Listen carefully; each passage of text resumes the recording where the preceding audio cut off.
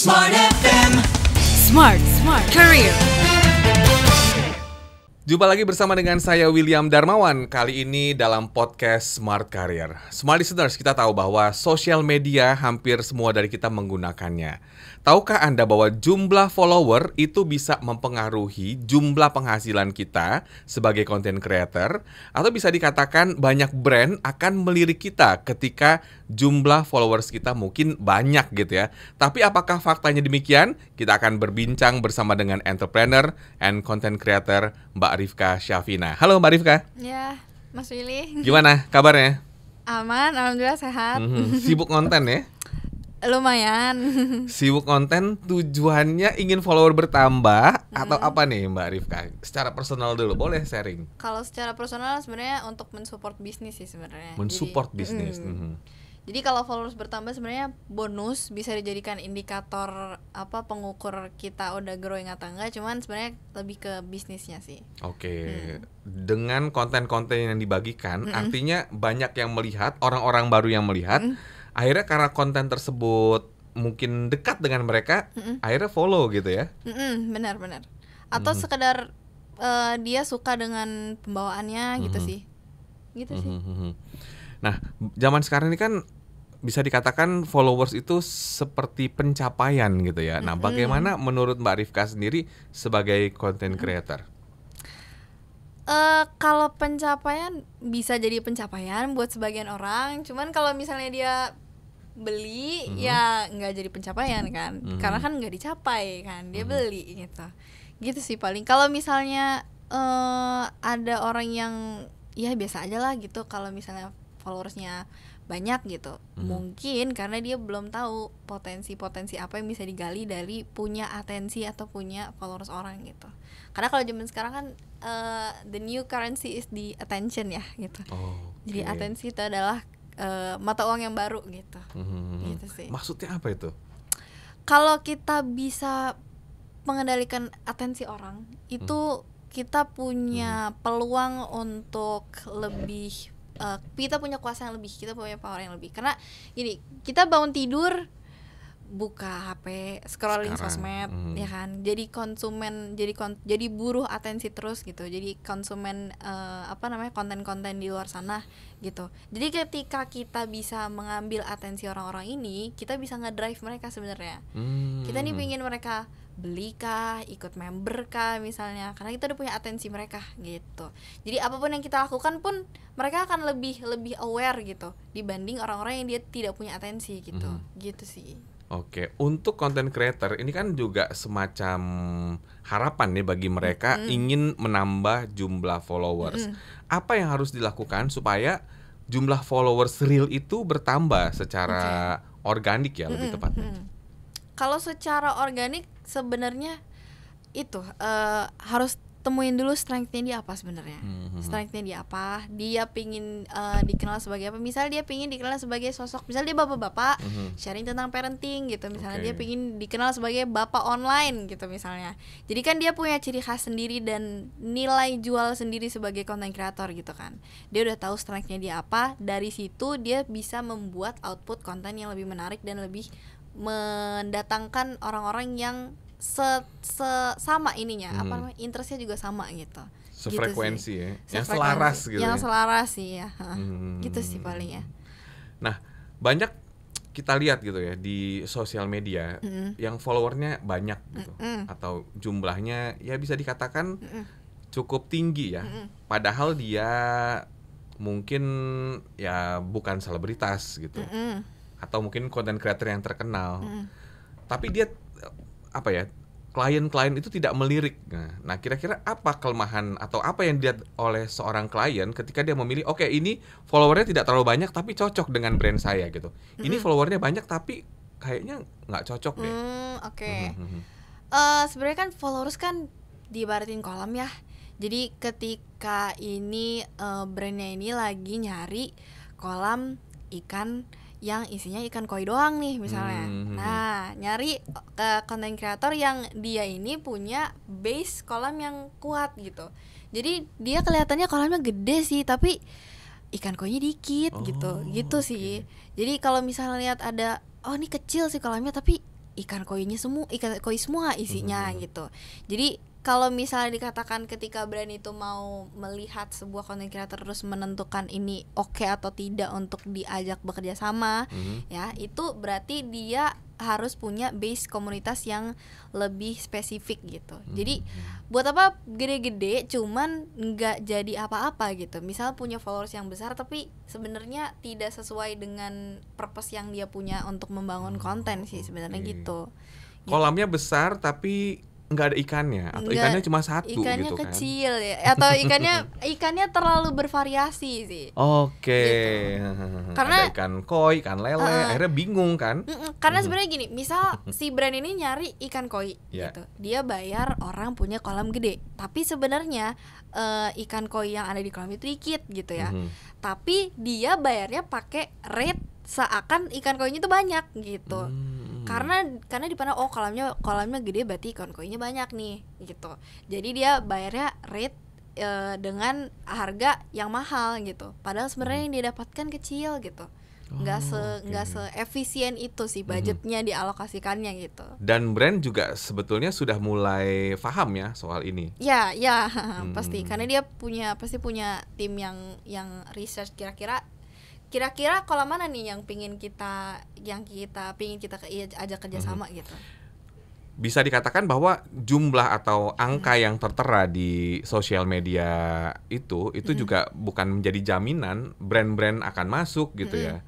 Karena brand juga akan melihat lagi mana yang tepat dan mungkin betul ya ikannya banyak gitu ya yang sesuai dengan tujuan mereka. Iya sih gitu. Pasti ngelihat kira-kira ini followersnya gede tapi kira-kira efisien nggak, sesuai nggak gitu sama targetnya mereka gitu. Apakah tips ini juga berbeda di tiap platform? Karena kan ada TikTok, ada Instagram gitu ya. Berbedanya gimana maksudnya? Ya apakah juga sama gitu polanya? Karena kan kalau saya lihat ya di TikTok itu kadang kita posting itu banyak banget view yang kita orang nggak kenal gitu. Kalau tiap platform pasti behaviornya beda. Jadi kalau misalnya di TikTok itu behavior dasar orang buka TikTok adalah dia nyari entertainment gitu. Dan tipikal behaviornya adalah ketika dia ngelihat konten itu dia tidak terlalu attach tuh apa bahasanya terikat dengan si konten kreatornya. Dia cuman ya udahlah ini konten aja gitu. Nah jadi makanya banyak kasus di mana kalau misalnya di platform TikTok itu orang viewersnya banyak tapi followersnya nggak sebanyak itu gitu. Betul. Karena si audiensnya behaviornya seperti itu gitu. Dia nggak yang aku harus connect banget nih dengan konten kreator ini gitu. Beda dengan Instagram, sebenarnya Instagram lebih personal gitu. Dari segi behavior audiensnya, kalau budaya follow-followan itu kan awalnya dari Instagram ya, gitu. Jadi masih ke bawah sampai sekarang ketika orang ngeliat sesuatu, kayaknya gue harus follow dia deh gitu, biar gue dapet konten lagi dari dia gitu. Tapi kalau misalnya TikTok nggak terlalu gitu, karena rata-rata entertainment sih. Gitu. Jadi sekilas dia bisa dikatakan kayak aja, gitu ya. Makanya ketika dia ngeliat konten kita belum tentu kita di follow ya. Jangan GR dulu ya. GR dulu sebenarnya. Nah sebenarnya pintar-pintar kita gimana caranya bikin konten yang ngarahin orang untuk follow sebenarnya. Gitu. Makanya kalau konten TikTok itu kan konten receh aja, kenapa nggak banyak yang follow ya karena dia tidak berhasil membuat konten yang mengarahkan orang untuk follow gitu. Jadi cuman sekedar menghibur aja tapi nggak membuat orang stay sih. Oke lah, misalnya follower ini kita ibaratkan ikan-ikan gitu ya, supaya ikan-ikan yang masuk ke kolam kita tuh spesifik. Misalnya tadi ikan koi gitu, atau bahkan ikan lele pun kalau spesifik, itu kan ada marketnya juga gitu ya. Itu gimana caranya? Oke, kalau misalnya gini, setiap platform kan punya jenis output kontennya beda-beda. Misal kalau misalnya kita bicara teknis Instagram misalnya, itu kan ada story, ada reels, ada foto aja, ada feeds aja atau carousel aja gitu ya. Nah, setiap dari jenis konten ini itu punya kegunaannya masing-masing gitu. Kalau misalnya kita objektifnya sekarang adalah pingin naikin followers gitu misalnya, pingin nambahin ikan masuk ke kolam kita gitu, maka kita cari output konten yang disebarin ke luar dari kolam kita juga gitu. Ibaratnya nyebarin umpan tapi ke kolam lain juga gitu. Nah jenis konten apa yang sesuai atau yang mendukung tujuan kita. Oke. Kalau misalnya di Instagram, tipikal konten yang mendukung adalah tipikal konten yang video atau reels. Kenapa? Saat ini. Untuk saat ini. Kenapa? Karena kalau misalnya konten reels itu dia disebarkan ke kolam lain juga. Kalau misalnya yang carousel, dia disebarkan ke kolam kita doang. Ibarat kita udah punya kolam, umpannya cuma dikasih ke kolam kita doang. Kalau misalnya yang reels, umpannya disebarin ke kolam lain. Jadi ikan dari kolam lain bisa masuk ke kolam kita gitu. Jadi sebenarnya kegunaan setiap output konten itu beda-beda. Nah, terkait kalau misalnya gimana caranya narik ikan yang kita pingin, ya berarti umpan yang kita kasih adalah umpannya si ikan yang kita pingin gitu. Misalnya ikan lele sama ikan koi umpannya beda, kita pengennya narik ikan koi, jangan ngasih umpan buat ikan lele gitu. Jadi kita pingin narik pecinta bola gitu. Tapi konten yang kita bikin traveling, ya gimana orang pecinta bola mau tahu kita suka bola juga gitu. Oke, jadi wajar ya kalau job MC saya agak menurun ya. Karena kontennya kayaknya cuma 5% dari yang saya posting di sosial media. Sebenarnya ini banyak ilmu yang bisa kita petik gitu ya. Karena memang tadi branding juga ada kaitannya. Ya bagaimana kita memancing atau juga mengundang ikan-ikan yang sesuai dengan target kita tadi gitu ya. Nah, kalau follower bayaran atau mungkin yang komen-komen bayaran gitu ya, itu ada nggak sih penilaian dari brand? Kita suka ada ngeliat tuh komen-komen kayaknya ini apa istilahnya ya, buzzer ya? Kelihatan sih sebenarnya. Kelihatan sih sebenarnya. Kalau misalnya udah sering main sosmed sebenarnya kelihatan. Karena pertama tadi kalau misalnya brand kan pasti dia ngeliat nih followers dari orang-orang ini. Ketika misal dia pingin masuk atau kerjasama sama si content creator A gitu, pasti kan dia ngeliat dulu nih followersnya nih.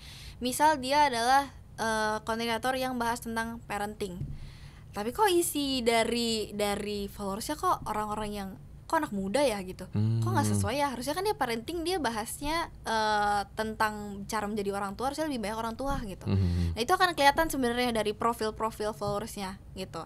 Nah kalau misalnya udah sering lihat sosial media, itu sebenarnya akan lebih sensial, lebih ada lagi gitu. Ketika misal kita ngelihat sebuah akun followersnya gede, tapi ketika ngelihat engagementnya, kok yang like cuma 1 ya gitu, yang like cuma 2 tapi followersnya ratusan ribu gitu misalnya. Karena kalau misalnya skemanya gini, kalau misalnya beli followers itu akun-akunnya itu biasa akun-akun bisa jadi akun spam, akun-akun yang sama Instagram itu di tag sebagai akun-akun yang cukup suspicious ya, agak meragukan gitu akun-akunnya, atau dia punya atau dia pernah melakukan aktivitas yang bisa berpotensi untuk diblokir sebenarnya sama si Instagram itu gitu. Jadi ketika beli followers itu sebenarnya kita balik lagi, kita beli ikan-ikan yang sebenarnya kita nggak mau sebenarnya, ikan-ikan cacat sebenarnya gitu. Kok gitu ya, ikan-ikan? Iya sebenarnya ikan-ikan cacat yang bentar lagi mati sebenarnya. Gitu. Jadi dikasih makan umpan juga nggak mau dia, gitu sih sebenarnya. Dikasih umpan nggak mau gitu ya. Jadi sebenarnya sayang gitu. Kenapa beli kalau misalnya bisa bangun gitu? Baik. Karena kalau bangun juga lebih kuat gitu at the end, punya base komunitasnya lebih kuat gitu. Baik, wah menarik ya apa yang diperbincangkan, tidak terasa loh sudah habis sesi ini ya. Terima kasih banyak ya Mbak Rifka, sukses selalu. Nanti kita akan berbincang lagi dengan topik-topik menarik lainnya. Untuk Anda semua Smart Listeners, jangan lupa untuk subscribe channel YouTube Smart FM untuk mengikuti episode-episode podcast yang menginspirasi Anda. Saya William Darmawan, mengucapkan terima kasih, sampai jumpa. Smart FM, Smart Career, make your future better.